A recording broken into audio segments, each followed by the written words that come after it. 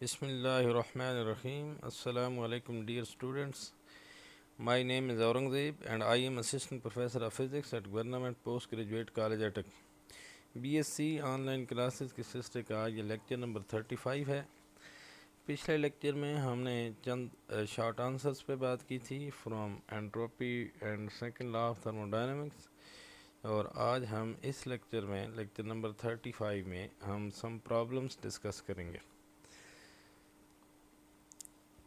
Slides में problem की solution available नहीं होगी। यहाँ आपने लेक्चर गौर से सुनना है और जो इंस्ट्रक्शन या जो एक्सप्लेनेशन जहाँ मैं करूँगा उसके मुताबिक आपने ख़ुद से इन प्रॉब्लम्स को सॉल्व करना है। अगर आप प्रॉब्लम सॉल्व कर रहे हो तो दो बातें बड़ी इम्पोर्टेंट हैं कि सबसे पहले कि आपको गिवन क्या है वो आपने सॉर्ट आउट करना होता है, और उसके बाद जो आपने फाइंड आउट करना है वो सॉर्ट आउट करना है। तो जिस वक्त आप गिवन डेटा और रिक्वायर्ड या टू फाइंड आउट ये चीज़ें निकाल लेते हैं तो उसके बाद जो सेकंड वाला वो ये आपने सोचना है कि ये जो प्रॉब्लम है किस टॉपिक के रेलेवेंट है और कौन से रिलेशंस हैं जिनकी मदद से या फार्मूला जिनकी मदद से हम इसको सॉल्व कर सकते हैं। तो उनको आप माइंड में लाकर आप उनकी मदद से वर्क कीजिए तो आसानी के साथ प्रॉब्लम सॉल्व हो जाते हैं। प्रॉब्लम सॉल्व करना कोई मुश्किल काम नहीं है, सिर्फ स्टूडेंट की एक हैबिट्स है कि वो प्रॉब्लम जो है उनको छोड़ देते हैं, करते नहीं हैं। और फिर जो ट्रेडिशनल एग्ज़ाम है उसमें एक मेजर पार्ट जो है वो साइंस सब्जेक्ट में प्रॉब्लम सॉल्व करने ना करने की वजह से ज़ाया हो जाता है। तो पहली स्लाइड में 3 सैम्पल प्रॉब्लम हैं डिफरेंट टॉपिक के रेलेवेंट, और अगली स्लाइड्स में प्रॉब्लम है।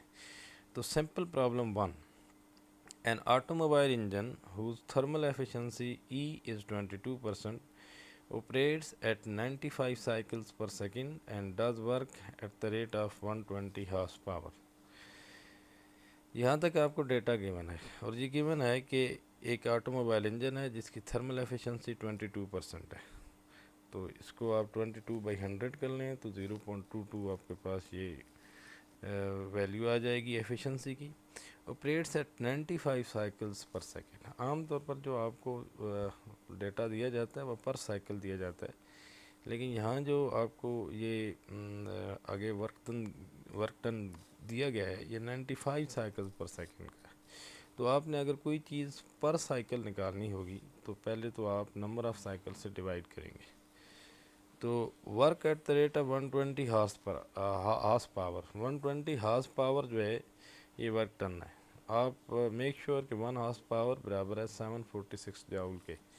तो आप पहले फाइंड आउट कर लेंगे 146 जाउल, सॉरी ये हार्स पावर पावर का यूनिट है, और 1 हार्स पावर बराबर है 746 वाट के। 746 वाट मीन 746 जाउल पर सेकेंड। तो 120 मल्टीप्लाइड बाई 746 आप करेंगे तो आपके पास जो रिज़ल्ट आ जाएगा ये आ जाएगा उसमें जाउल में कि 120 हार्स पावर है तो 1 हार्स पावर बराबर है 746 वाट के, और 746 वाट जो है वो किसके बराबर है 746 जाउल पर सेकेंड। तो आपने 95 120 को मल्टीप्लाई करना है 746 से और फिर आपने 95 से डिवाइड कर देना है। तो ये चूँकि 95 साइकिल पर सेकंड है, एक सेकंड में 95 साइकिल हो रहे हैं, तो आपने निकालना है पर साइकिल वर्क। तो आप फाइंड आउट करेंगे 120 मल्टीप्लाइड बाई 746 डिवाइड बाई 95, तो आपके पास वर्क डन आ जाएगा। हाउ मच हीट एंटर्स और leave the engine in each cycle. अब अमाउंट ऑफ हीट निकालनी है तो उसके लिए आप एफिशिएंसी का फार्मूला लगाएं, वर्क डन पर साइकिल, क्योंकि ये अमाउंट ऑफ हीट एंटर और लीव पर साइकिल निकालनी है ईच साइकिल में। तो एफिशिएंसी बराबर है वर्क डन पर cycle divided by amount of heat per cycle. तो आपके पास जो E इक्वल टू W/Q है, यहाँ से आप Q फाइंड आउट कर लें W/E के बराबर, तो आपके पास ये सोल्यूशन आ जाएगी। Simple problem 2, A household refrigerator whose coefficient of performance K is 4.7. Coefficient of performance given as 4.7. Extract heat from the cooling chamber at the rate of 250 joule per cycle. तो 250 joule पर cycle, यहाँ पर cycle के बना ये amount of heat जो है वो कोल्ड रेजरवायर से हाउस होल्ड रेफ्रिजरेटर ऑब्जॉर्व करता है. How much work per cycle is required to operate the refrigerator. तो ये सिंपल सा प्रॉब्लम है. अब इसमें आपको कोफिशिएंट ऑफ परफॉर्मेंस के गिवन है, आपको डब्ल्यू पर साइकिल गिवन है, और आपने क्यू एल निकालना है, heat absorb from cold chamber या कोल्ड रेजरवायर. तो के बराबर होता है Q L divide by W. Coefficient of performance जो रेफ्रिजरेटर का है वो किसके बराबर है, के बराबर है Q L by W. Q L heat absorb from L T R है और डब्ल्यू वर्क टन है. तो यहाँ से वर्क डन आप फाइंड आउट कर लेंगे. दोनों जो रिक्वायर्ड चीज़ें हैं वो आपको गिवन है. बी पार्ट है how much heat per cycle is discharge to the room which from the high temperature reservoir of which form the high temperature reservoir of the refrigerator. तो अब जो हीट पर साइकिल डिस्चार्ज होती है room को वो find out करना. तो room जो होता है रेफ्रिजरेटर का हॉट रेजरवायर है या एच टी आर है, तो उसको जो हीट इजेक्ट करता है रेफ्रिजरेटर वो बराबर है amount of work done plus amount of heat absorb from L T R. तो क्यू एच बराबर है Q L plus W. Sample problem 3. The turbine in a steam power plant takes steam from a boiler at 520 degree centigrade and exhausts it into a condenser at 100 degree centigrade. What is the maximum possible efficiency?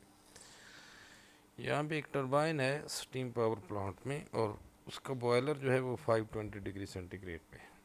तो यहाँ पे condenser जो है वो 100 degree centigrade पे है. तो आपने मैक्सिमम पॉसिबल एफिशिएंसी याद रखें. जहाँ मैक्सिमम पॉसिबल एफिशिएंसी का वर्ड आए वहाँ पे आपने कैर्नो इंजन की एफिशिएंसी का फार्मूला यूज़ करना है. Efficiency of ideal engine, efficiency of Carnot engine, efficiency of reversible engine या फिर मैक्सिमम पॉसिबल एफिशिएंसी. इन ऐसे तमाम अल्फाज के लिए आपने एफिशिएंसी ऑफ कैर्नो इंजन का इस्तेमाल करना है.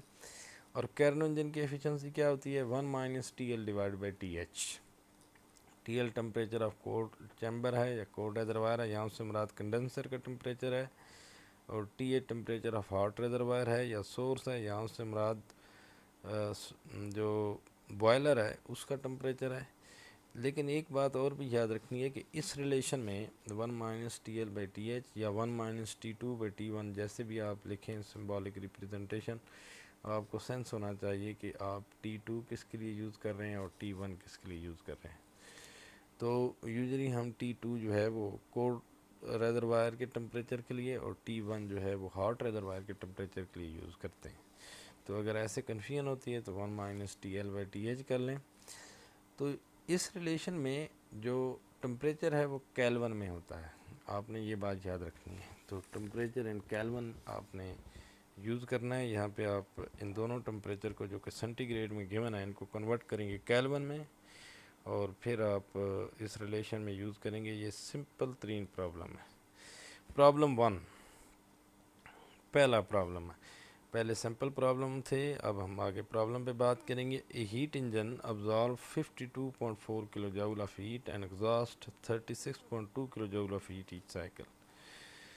यहाँ ऑर्डिनरी हीट इंजन है, यहाँ कोई कैर्नो इंजन या रिवर्सिबल या मैक्सिमम पॉसिबल एफिशिएंसी वाला वर्ड यूज़ ही नहीं हुआ. यहाँ पे ये ऑर्डिनरी हीट इंजन है. हीट अब्जॉर्ब Q1 कह दें या QH 52.4 किलो जूल है और हीट इजेक्टेड Q2 या QL कह दें 36.2 किलो जूल है.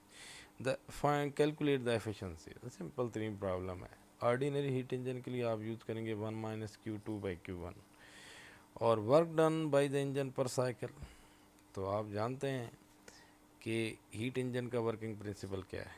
अमाउंट ऑफ हीट ऑब्जॉर्व करता है QH, यूजफुल वर्क करता है W और रिमेनिंग हीट QL LTR को इजेक्ट कर देता है. तो डेफिनेटली QH किसके बराबर हुआ, W प्लस QL. तो यहाँ से आप वर्क डन निकाल दें और किसके बराबर W किसके बराबर है QH माइनस QL के. Problem 2. Calculate the efficiency of fossil fuel power plant that consume 382 metric tons of coal each hour to produce useful work at the rate of 755 megawatt. The rate of heat of combustion of coal is 28 megajoule per kilogram.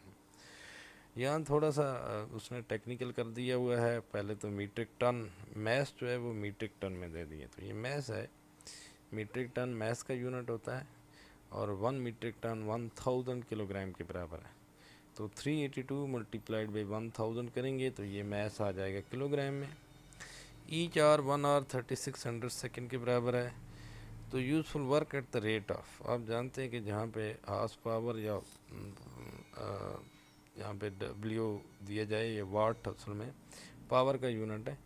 तो 755 megawatt ये work done का rate given है, यानी work done का rate mean power given है। तो power है 755 megawatt, तो मेगा 10 की पावर 6 होता है, ये 755 इंटू 10 की पावर 6 वाट हो गया, वाट जूल पर सेकंड है।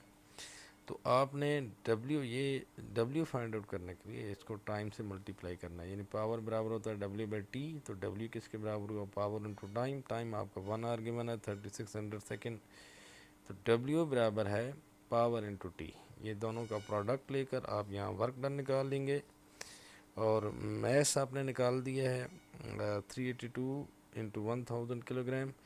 इसको आप मल्टीप्लाई करेंगे हीट ऑफ कंबस्टन से, क्योंकि heat of combustion of coal के है 28 मेगा जूल पर किलोग्राम आपको हीट गिवन है। 28 इंटू 10 की पावर 6 जूल हीट 1 किलोग्राम से प्रोड्यूस होती है। अब आपने जो मैस है 382 इंटू 1000 किलोग्राम इंटू 28 इंटू 10 की पावर 6 जूल पर किलोग्राम, तो यहाँ से आपके पास हीट आ जाएगी।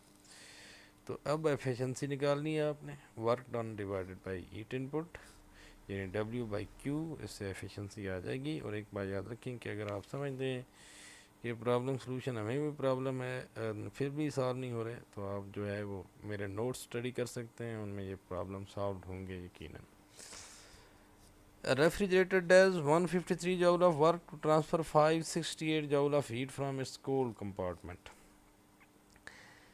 यहाँ पे सिंपल सा प्रॉब्लम है, एक मरतबा फिर 153 जूल ऑफ वर्क जो है ये करना पड़ता है एक रेफ्रिजरेटर पर, जब वो 568 जूल ऑफ हीट LTR से लेकर HTR को फेंके।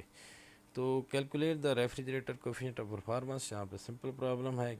K बराबर है कोफिशिएंट ऑफ परफॉर्मेंस, K बराबर है heat absorb from LTR divided by useful work, यानी यहाँ पे आपको QL गिवन है 568 और W गिवन है 153, तो QL बाई W, यहाँ से आपके पास कोफिशिएंट परफॉर्मेंस आ जाएगा।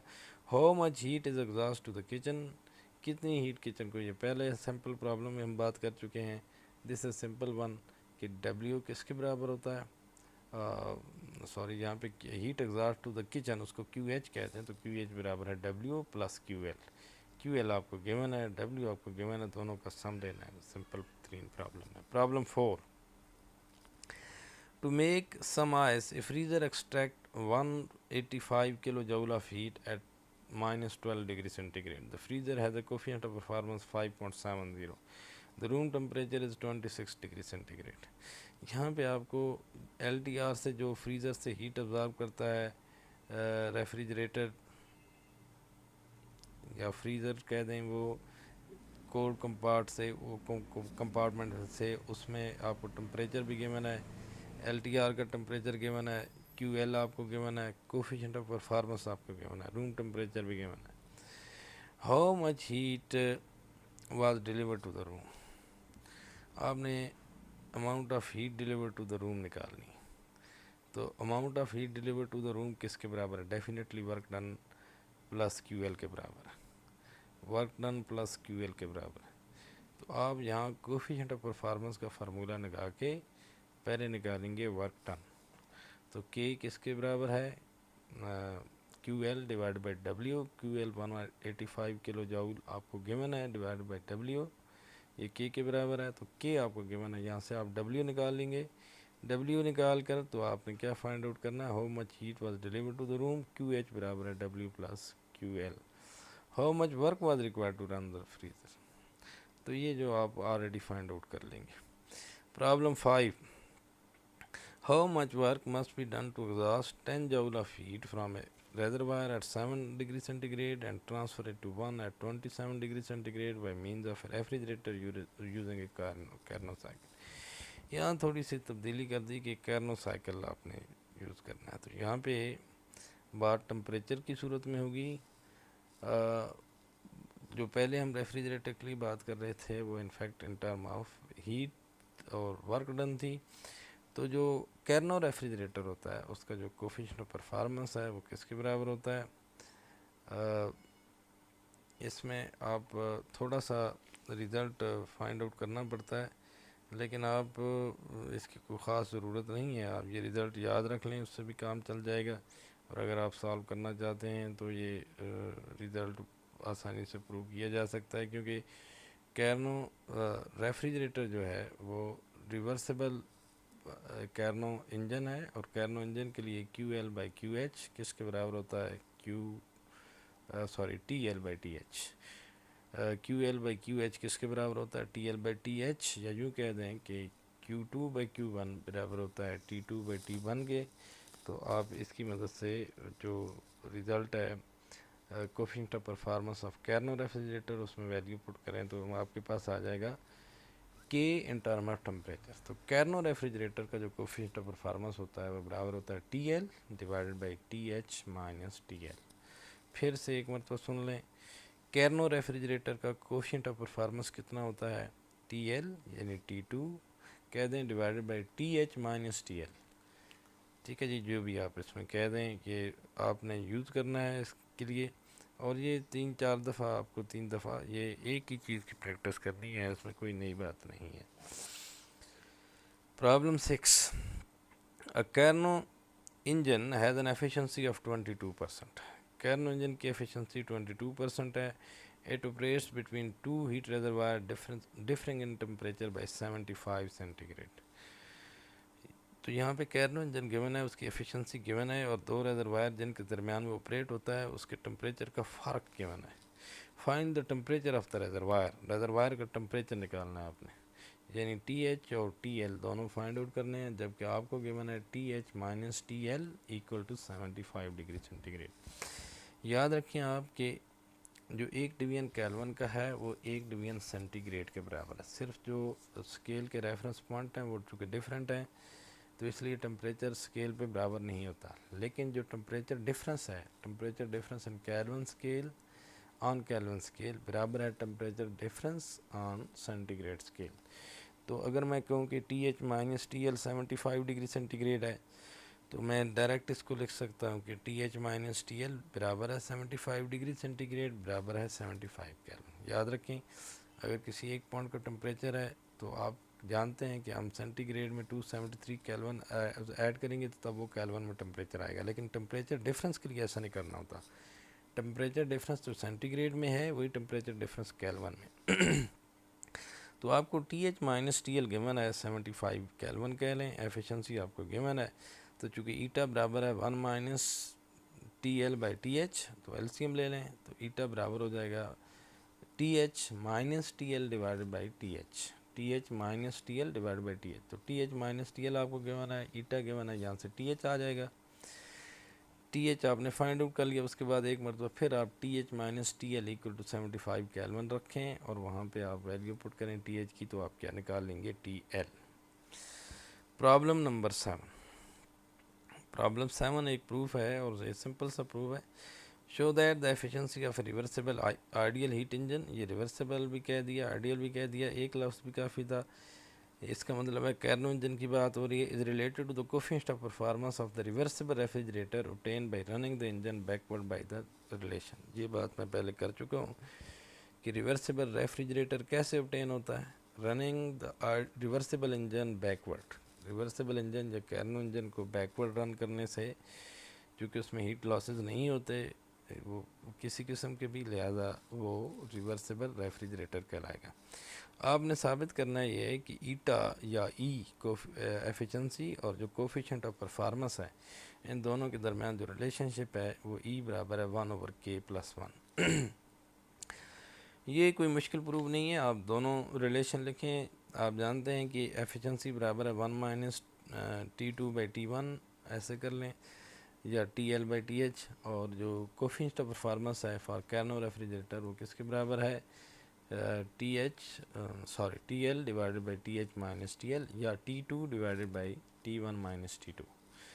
तो इन दोनों इक्वेशन में से या तो आप T1/T2 किसी एक इक्वेशन को यूज़ करके T2/T1 या T1/T2 जैसे आपको सूटेबल हो, ये आपने इन टर्म ऑफ ई निकालना है या ईटा निकालना है, यानी इन टर्म ऑफ एफिशिएंसी निकालें, दूसरी इक्वेशन में पुट करें तो रिज़ल्ट आ जाएगा जो आपने प्रूव करना है। या फिर आप दूसरी इक्वेशन से T2/T1 निकालें और इन टर्म ऑफ के कोफिशिएंट ऑफ परफॉर्मेंस पुट करें, फाइंड आउट करके तो पहली इक्वेशन में पुट करें तो आपके पास ये रिज़ल्ट आ जाएगा। ये सिंपल प्रूव है और ये नोट्स में सॉल्व है, अगर आपको फिर भी ना हो सके तो आप वहाँ से हेल्प ले सकते हैं। Problem 8. An ideal gas undergoes irreversible isothermal expansion at 132 degrees centigrade. The entropy of the gas increases by 46.2 joule per Kelvin. How much heat was absorbed? एक सिंपल प्रॉब्लम है। आइडियल गैस है, undergoes reversible isothermal expansion है, temperature given है, entropy change given है, तो आपने सिर्फ जो है हीट अब्जॉर्ब निकालनी। ये चूँकि आइसोथर्मल एक्सपेंशन हुई है तो इसमें हीट अब्जॉर्ब होती है, तो डेल्टा एस किसके बराबर होगा, Q डिवाइडेड बाई T। यहाँ पे आपने सिंपल रिलेशन यूज़ करना है, यहाँ पे कोई इन्फिनिटेसिमल प्रोसेस में जाने की ज़रूरत नहीं है। यहाँ टेम्परेचर मेंटेन रहता है और आइसोथर्मल एक्सपेंशन है, इसलिए यहाँ पे delta S equal to amount of heat absorb divided by T. तो टी भी आपको गिवन है, लेकिन एक बार याद रहे कि यहाँ एक मतलब फिर टी को आपने केल्विन में कन्वर्ट कर लेना होगा, क्योंकि जो एंट्रोपी में चेंज आपको गिवन है डेल्टा एस वो भी जूल पर केल्विन गिवन है। तो डेल्टा एस आपको जूल पर केल्विन गिवन है और आपको टी गिवन है, तो डेल्टा एस किसके बराबर है, Q/T। तो यहाँ से अमाउंट ऑफ हीट अब्जॉर्ब निकाल लेंगे, तो एंट्रोपी चेंज पॉजिटिव है इसलिए कि हीट अब्जॉर्ब हुई है। लास्ट प्रॉब्लम है problem number 9। An ideal gas undergoes an isothermal expansion at 77 degrees centigrade, increasing its volume from 1.3 liter to 3.4 liter. The entropy change of the gas is 24 joule per Kelvin. How many moles of the gas are present? तो यहाँ पे isothermal expansion एक मतलब फिर given है 77 degree centigrade, लेकिन यहाँ volume में चेंज आई है और जो एंट्रोपी चेंज है वो हमें गिवन है, हमने एक डिफरेंट क्वांटिटी निकालनी है। How many moles of the gas are present, gas के कितने मोल प्रेजेंट। तो पहले तो आप टेम्परेचर को कन्वर्ट कर लें केल्विन में, 273 ऐड करेंगे 77 में तो केल्विन में टेम्परेचर कन्वर्ट हो जाएगा। एक मरतबा फिर आपने वही काम करना है कि आपने डेल्टा एस यूज़ करना है। तो डेल्टा एस किसके बराबर है, Q/T। तो यहाँ से आपको चूँकि डेल्टा एस गिवन है, T गिवन है, Q निकल आएगा। अब आपने फाइंड आउट करना है नंबर ऑफ़ मोल्स। तो Q का नंबर ऑफ़ मोल से क्या ताल्लुक है, उसके लिए आपने आइसोथर्मल प्रोसेस सोचना है। आप फर्स्ट लॉ ऑफ थर्मोडायनामिक्स में जब आप पढ़ के आए कि आइसोथर्मल एक्सपेंशन में जो अमाउंट ऑफ हीट अब्जॉर्ब होती है वो वर्क टन के बराबर है, क्योंकि टेम्परेचर कांस्टेंट रहता है और जो एंट्रोपी है उसमें कोई तब्दीली नहीं आती। तो अगर मैं फर्स्ट लॉ ऑफ थर्मोडायनामिक्स बोलूँ कि W+Q equal to delta E internal, तो डेल्टा ई इंटरनल ज़ीरो है, तो इसका मतलब है कि Q इक्वल टू -W। तो W आप जानते हैं आइसोथर्मल एक्सपेंशन में पहले चैप्टर में आप पढ़ के आए, फिर आपने फर्स्ट लॉ में भी पढ़ा कि W बराबर है -nRT natural log of VF/VI। तो यहाँ पे VF फाइनल वॉल्यूम है, VI इनिशियल वॉल्यूम है, T टेम्परेचर है और universal gas constant N number of moles हैं। तो W equal to -nRT natural log of VF/VI और Q चूँकि बराबर है -W के, तो Q बराबर हो जाएगा +nRT natural log of VF/VI। तो Q आप चूँकि फाइंड आउट कर चुके हैं, T आपको गिवन है, VF और VI आपको गिवन है, तो यहाँ पे आप फाइंड आउट करेंगे तो N आ जाएगा। ये एक बात आपने याद रखनी है कि अगर यहाँ पे रेशो ना होती वॉल्यूम की तो फिर हमें इसे यूनिट्स में चेंज करना पड़ता है, ऐसा यूनिट यूज़ करते, यहाँ चूँकि वॉल्यूम की रेशो है natural log of V F by V I, तो ये इसको लीटर में ही रहने दें। वैसे नोट कर लें कि 1 लीटर बराबर होता है 10 की पावर -3 मीटर क्यूब के, ठीक है जी। यानी 1/10 की पावर 3 मीटर क्यूब, या इसको ऐसे कर लें 0.001 मीटर क्यूब के। 1 लीटर किसके बराबर होता है 10 की पावर -3 मीटर क्यूब के। तो अल्लाह हाफिज़। यहाँ आज ये थर्मोडायनामिक्स का आखिरी लेक्चर था। इसके बाद इंशाअल्लाह हम वेव्स एंड ऑसिलेशन का आगाज़ करेंगे।